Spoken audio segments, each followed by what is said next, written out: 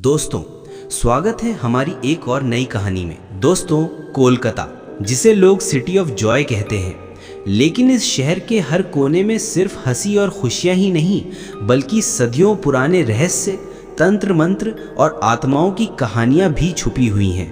Howrah bridge से कुछ ही दूरी पर एक पुराना इलाका है। वहाँ एक वीरान हवेली है जिसे लोग ठाकुर बाड़ी हवेली कहते हैं। कहा जाता है कि आज़ादी से पहले ये हवेली एक अमीर जमींदार परिवार की थी, लेकिन एक रात पूरे परिवार की रहस्यमयी मौत हो गई। उस रात से आज तक कोई भी उस हवेली में नहीं ठहरा। रात ढलते ही वहाँ से मंत्रोच्चारण, औरतों की चीखें और बच्चों के रोने की आवाज़ें सुनाई देती हैं। स्थानीय लोग पास से भी नहीं गुजरते। यही कहानी सुनकर एक पत्रकार राघव सेन ने ठान लिया कि वो इस रहस्य को उजागर करेगा, और यही उसकी जिंदगी की सबसे डरावनी गलती साबित हुई।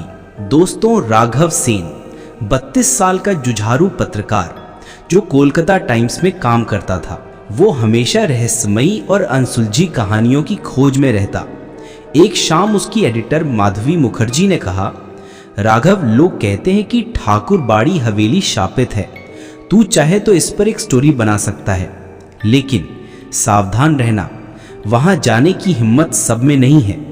राघव ने हंसते हुए जवाब दिया, मैम, सच्चाई ही मेरा धर्म है। चाहे भूत हो या तंत्र मंत्र, मैं सबको कैमरे में कैद कर लाऊंगा। दोस्तों, राघव ने अकेले जाने की बजाय अपनी एक टीम बनाई। रिया शर्मा, कैमरा गर्ल और उसकी college friend, Arijit Mukherjee, audio engineer, Nikhil, local guide जो उस इलाके के बारे में सब जानता था। निखिल ने चेतावनी दी कि बाबू, उस हवेली के अंदर जिसने भी रात गुजारी है वो सुबह तक जिंदा नहीं लौट पाया। आप लोग अभी भी चाहो तो वापस हो जाओ। लेकिन राघव ने साफ कहा, हम वापस नहीं जाएंगे, सच्चाई सबको दिखानी है। दोस्तों, रात के 9 बजे चारों लोग अपने कैमरे और उपकरण लेकर हवेली पहुंचे। वो इमारत 3 मंजिला थी, चारों तरफ बेलों और पीपल के पेड़ों से घिरी हुई थी। खिड़कियों के शीशे टूटे हुए थे। गेट पर जंग लगे ताले की जगह टूटी जंजीर लटकी हुई थी। जैसे ही उन्होंने भीतर कदम रखा, ठंडी हवा का एक झोंका आया। रिया कांप उठी और बोली, यहाँ तो बहुत अजीब सन्नाटा है, जैसे कोई हमें देख रहा हो। अरिजीत ने मजाक किया, डर मत, ये बस तेरे दिमाग का वहम है। लेकिन निखिल चुप रहा। उसकी आंखों में डर साफ दिख रहा था। टीम ने अपना पहला कैमरा हवेली के हॉल में लगाया। हॉल में अभी भी पुराने झूमर, टूटी कुर्सियां और दीवारों पर लटकती पेंटिंग्स थी। एक पेंटिंग में ठाकुर साहब अपने पूरे परिवार के साथ बैठे थे, लेकिन सबके चेहरे अजीब तरह से धुंधले थे। रिया ने पेंटिंग की फोटो खींची, लेकिन कैमरे की स्क्रीन पर चेहरों से खून बहता हुआ दिखाई दिया। रिया चिल्ला पड़ी, राघव देखो, ये क्या है? लेकिन जब सबने स्क्रीन देखी तो वहां सब सामान्य था। दोस्तों, रात के 12 बजते ही अचानक हवेली की घंटियां अपने आप बजने लगी। फिर सीढ़ियों पर बच्चों की दौड़ने की आवाज आई। अरिजीत ने माइक लगाया तो उसमें एक महिला की धीमी आवाज रिकॉर्ड हुई, ये हमारी जगह है, चले जाओ। निखिल घबराकर बोला, मैंने कहा था ना बाबू, ये जगह ठीक नहीं है, अब हमें लौट जाना चाहिए।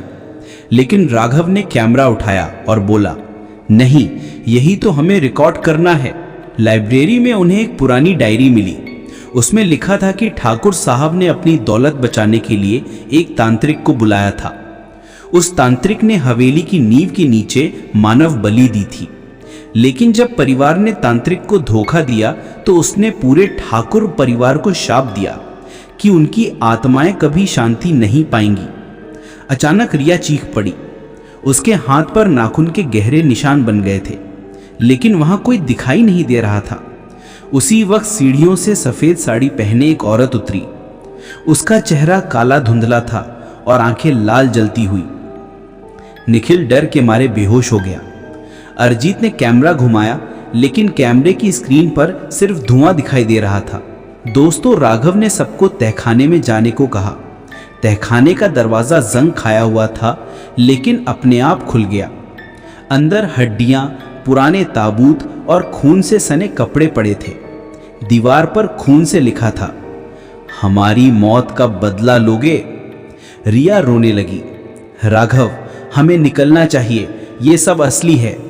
लेकिन तभी दरवाजा बंद हो गया और अंधेरा छा गया। अचानक अरिजीत अजीब आवाज में बोलने लगा, तुम लोग क्यों आए हो? ये घर हमारा है, हमेशा रहेगा। उसकी आंखें पूरी तरह सफेद हो गईं। उसने रिया का गला पकड़ लिया। राघव और निखिल ने मिलकर उसे छुड़ाया, लेकिन अरिजीत की ताकत इंसानों जैसी नहीं थी। तभी पीछे से वही औरत प्रकट हुई और बोली, तुम सब अब इस हवेली का हिस्सा हो। दोस्तों, रिया ने किसी तरह हिम्मत करके पवित्र गीता का मंत्र पढ़ा जो उसकी दादी ने उसे सिखाया था। जैसे ही उसने मंत्र बोला, तहखाने की दीवारें कांपने लगी। अरिजीत जमीन पर गिर पड़ा और चीखने लगा। वही औरत दर्द से चिल्लाई और धुएं में बदलकर गायब हो गई। दरवाजा अपने आप खुल गया, लेकिन जब सब बाहर निकले तो सुबह हो चुकी थी। दोस्तों, पुलिस ने जब हवेली की तलाशी ली तो तहखाने में कोई हड्डियां नहीं मिली, ना ही कोई सबूत। लेकिन राघव और उसकी टीम को पता था कि उन्होंने क्या देखा। अरिजीत उस दिन के बाद कभी सामान्य नहीं हुआ। रिया ने पत्रकारिता छोड़ दी और निखिल गांव वापस चला गया। राघव ने पूरी स्टोरी लिखी, लेकिन अखबार ने उसे छापा नहीं, क्योंकि कोई भी भूत प्रेत की कहानी पर विश्वास नहीं करता। आज भी हावड़ा की उस हवेली में रात को लाल रोशनी जलती है और लोग कहते हैं ठाकुरानी अब भी अपनी हवेली में भटक रही है।